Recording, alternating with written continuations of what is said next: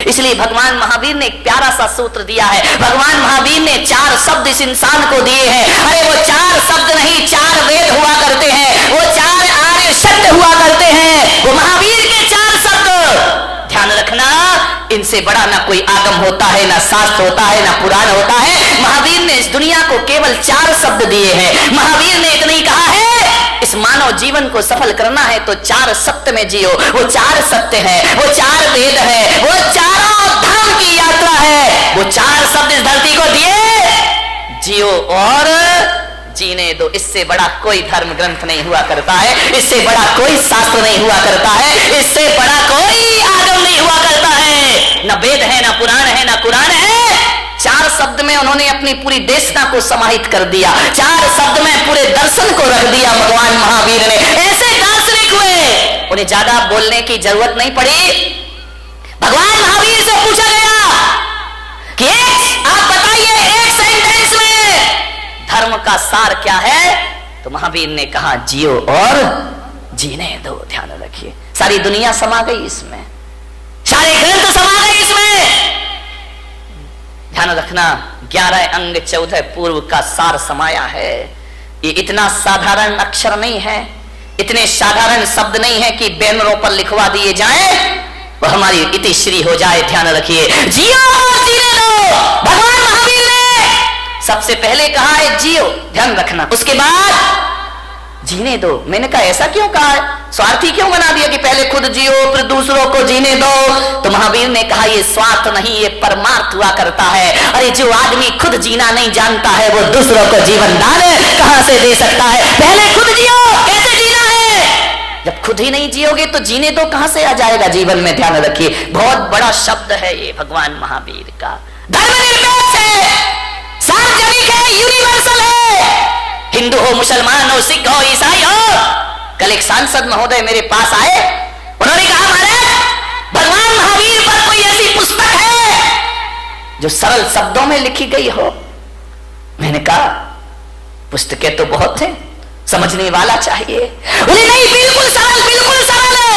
तो मैंने कहा महावीर को पढ़ने के लिए पोथियों की पढ़ने की जरूरत नहीं हुआ करती है, महावीर को समझने के लिए ग्रंथों की जरूरत नहीं हुआ करती है। मैंने कहा मेरे महावीर का स्वरूप देख लीजिए, इससे बड़ा कोई शास्त्र नहीं हुआ करता है, इससे बड़ा कोई उपदेश नहीं हुआ करता है। और महावीर का यदि सबसे बड़ा कोई ग्रंथ है तो जियो और जीने, इससे बड़ा कोई ग्रंथ नहीं। ध्यान रखना, चाइना हथियारों का आविष्कार कर रहा है, पाकिस्तान अणु बम की धमकी दे रहा है, अमेरिका दादागिरी दिखा रहा है, भारत में भी हथियारों की होड़ लगी है।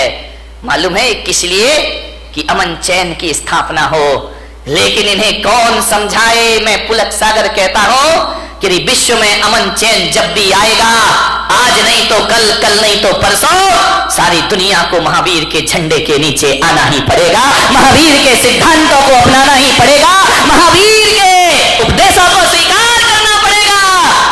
यदि चाइना सोच ले जियो और जीने दो, पाकिस्तान सोच ले जियो और जीने दो, भारत सोच ले जियो और जीने दो, तो क्या करोगे हथियारों का मेरे भाई, क्या करोगे इन शस्त्रों का, क्या करेगा आदमी शक्ति संपन्न होकर के। जियो और जीने दो। जैन कुल में पैदा होके इन शब्द की महिमा नहीं समझ में आई, बहुत बड़ी ताकत है।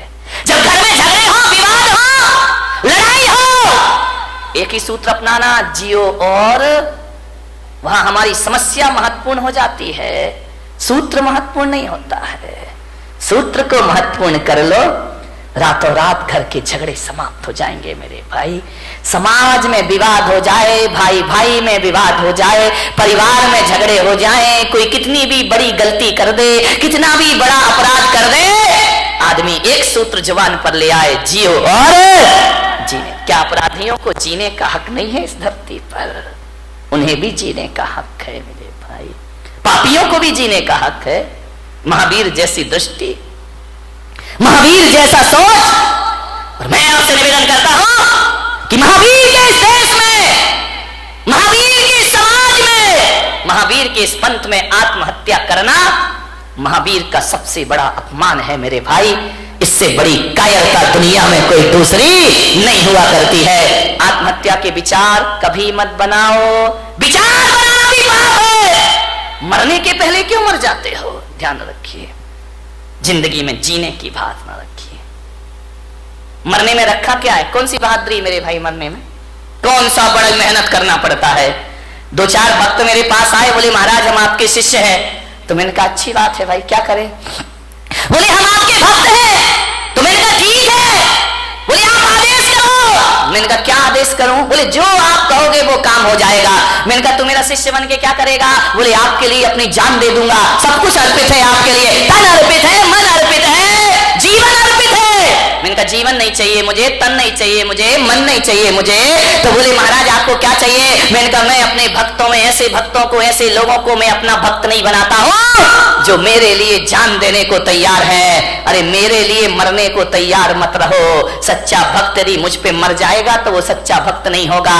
अरे महावीर भगवान को मरने वालों की जरूरत नहीं, महावीर भगवान को तो जीने वालों की जरूरत हुआ करती है। धर्म के नाम पर जियो मेरे भाई, धर्म के नाम पर मरो मत। महावीर ने नहीं कहा कि धर्म के नाम पर मरना, महावीर ने तो कहा है धर्म के नाम पर जीना।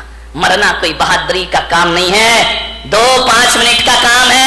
एक फंदा लगाया, आंखें बंद की, 2 मिनट में जिंदगी खत्म। एक बंदूक लगाई, जिंदगी खत्म। गला घोट लिया, जिंदगी खत्म। मरना कौन सी बहादुरी है? मरने में टाइम कितना लगता है? 1 मिनट, 2 मिनट, 5 मिनट। मिट्टी का तेल डाला, आग लगाई, मर गए। ये कोई बहुत बहादुरी का काम नहीं है। मरने में 2 मिनट लगते हैं, मगर जीने में 100 साल की जिंदगी लग जाया करती है मेरे भाई। जीना बहादुरों का काम हुआ करता है, संघर्षों में जूझना बहादुरों का काम हुआ करता है, विपरीत परिस्थितियों में जीना ये बहादुरों का काम हुआ करता है। ध्यान रखिए मान्यवर, मुझे याद आ रहा है वह व्यक्तित्व जिसने कई बार हार मानने के बाद भी जिंदगी से हार नहीं मानी। ध्यान रखिए, इतने जल्दी जिंदगी से हार जाते हो, आत्महत्या कर लेते हो। नहीं मान्यवर, आपसे मेरा निवेदन है, जिन लोगों ने आत्महत्या की है ना, कभी उनकी कब्रों पे जाके पूछना, कभी उनकी चिताओं में जाके पूछना, जो मर गए हैं उनसे पूछना कि बताओ मेरे भाई तुम्हें कैसा लग रहा है। यदि सुन सको, तुम्हारे कान में ताकत होगी तो भीतर से आवाज आएगी कि जो गलती मैंने कर ली है, ऐ भले मानस, ये गलती तू अपनी जिंदगी में दोबारा कभी मत करना। अपनी जिंदगी को पूरी तरह से जीना, भाव हिंसा मत करना, आत्महत्या के भाव मत बनाना। महिलाओं से खासकर निवेदन है, सबसे ज्यादा आत्महत्याएं महिलाएं किया करती हैं, सहन शक्ति से बाहर हो जाता है। आत्महत्या के भाव मत बना। ये तो बात बात पे बनाती हैं आत्महत्या के भाव। पति ने काम नहीं सुना, सुनो जी तुमने ये नहीं किया, मैं मर जाऊंगी। अरे उसने काम नहीं किया, तुम मर जाओगी, सड़े से काम में मर जाओगी। मरो मत।